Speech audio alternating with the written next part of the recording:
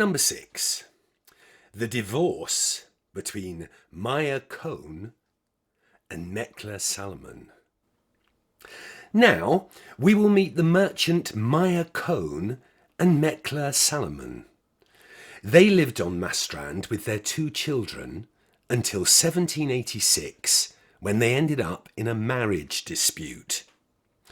The reason for the divorce was that Maya wanted to convert to Christianity, something that Mekla did not agree to. According to Jewish regulations, all matters relating to marriage, divorce, birth, or inheritance were to be dealt with by the Jewish nation.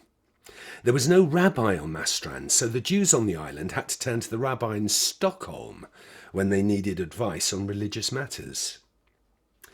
Maya notified the magistrate that his family wanted to apply for the adoption of Christian doctrine.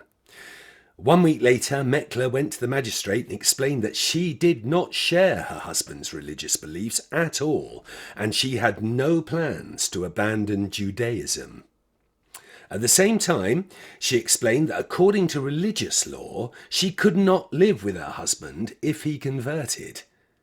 She therefore requested that the marriage be dissolved. Despite the fact that Jews at the end of the 18th century were given the right to settle in Sweden and practice their religion, life was otherwise very limited. It was therefore not uncommon for Jews to convert to Christianity during the time of the Jewish regulations between 1782 to 1838. Both out of religious conviction and in order to have the same civil rights.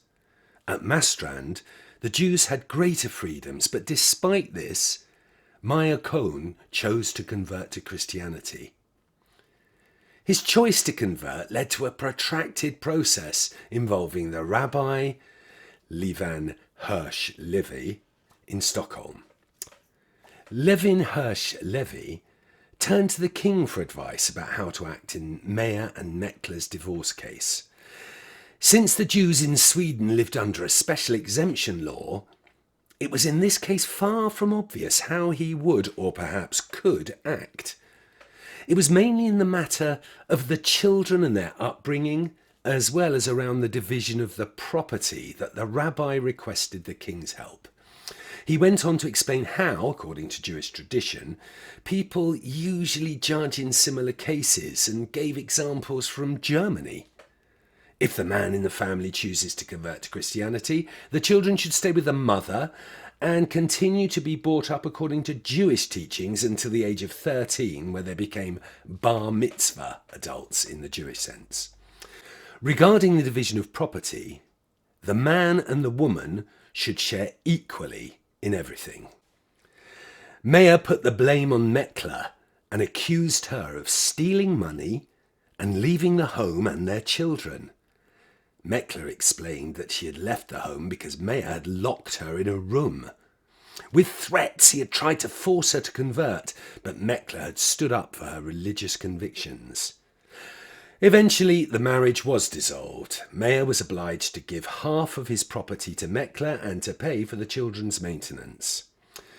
Maya converted to the evangelical Lutheran doctrine, and at the baptism he renamed himself Philip Maya.